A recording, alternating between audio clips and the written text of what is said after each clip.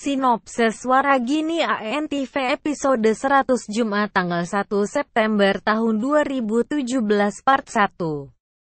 Ragini berpura-pura marah pada Laks. Ada pria bertopeng masuk rumah keluarga Maheswari.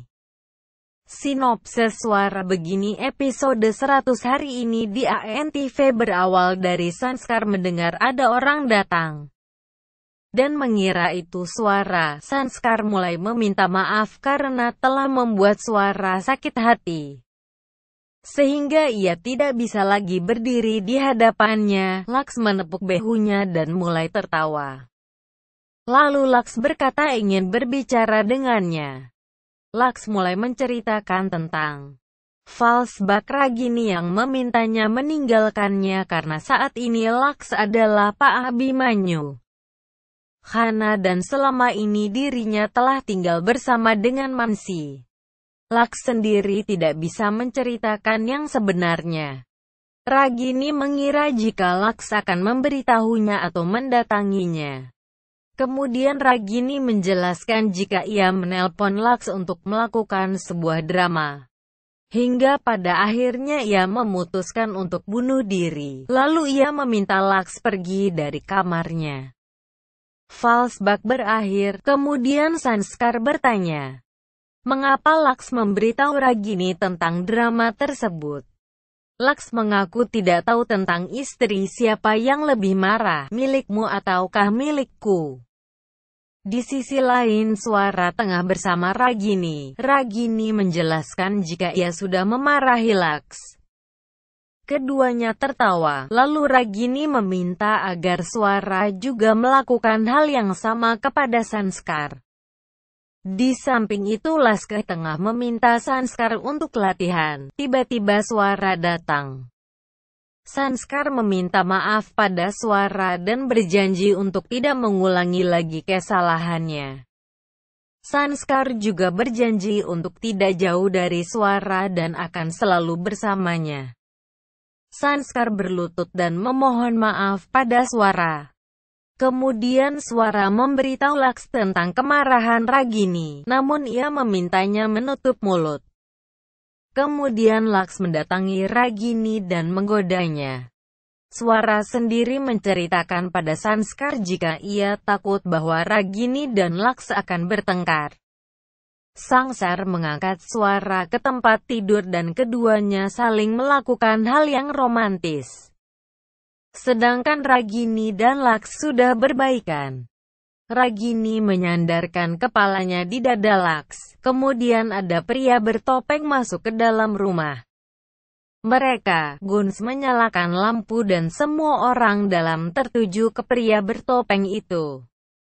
Part 2, Mansi dan Nickel lolos dari penjara. Berawal dari semua orang yang bergerak saat senjata ditembakkan ke udara. Kemudian pria bertopeng tersebut membuka topengnya. Semua orang terkejut saat melihat itu adalah Nikhil. Ragini berpikir apakah Nikhil dan Mansi tidak dipenjara. Kemudian Mansi mengatakan dirinya sangat beruntung bisa melarikan diri dari penjara. Bagi Mansi terkadang kejahatan bisa saja menang, namun suara tidak setuju dengan ucapan itu. Menurut suara kejahatan akan selalu kalah. Nikhil menyeringai karena keluarga Maheswari diciptakan memang untuk bersama. Beberapa preman datang membawa Misha ke lantai bawah. Ragini cemas. Nikhil menodongkan pistol ke arahnya. Nikhil memperingatkan jika hari itu bisa saja menjadi hari terakhir Misha. Preman mengikat Misha di depan semua orang. Sanskar geram dan bertanya apa yang sebenarnya diinginkan Nikhil. Mansi mengungkapkan rencananya di depan semua orang. Sebelumnya, Mansi ingin menguasai seluruh aset milik Abimanyu. Tetapi semua itu gagal, lantaran suara memberitahu beberapa pihak bahwa Abimanyu telah meninggal.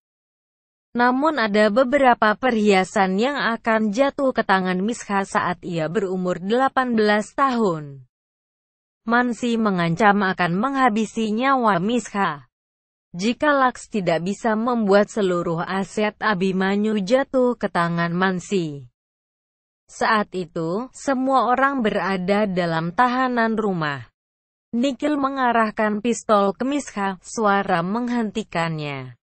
Suara mengatakan siap. Nikhil dan Mansi tinggal di rumahnya. Semua orang kaget, suara tidak punya pilihan lain karena Mansi sendiri bisa membunuh Misha. Kapan saja, Mansi meminta suara untuk merampok bank. Suara terkejut dan bertanya mengapa mereka tidak melakukannya sendiri.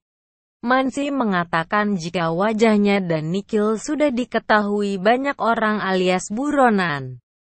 Nikhil menyuruh semua orang masuk ke dalam ruangan.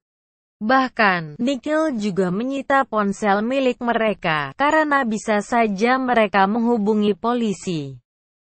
Mansi memperingatkan suara, jika waktunya tinggal sedikit.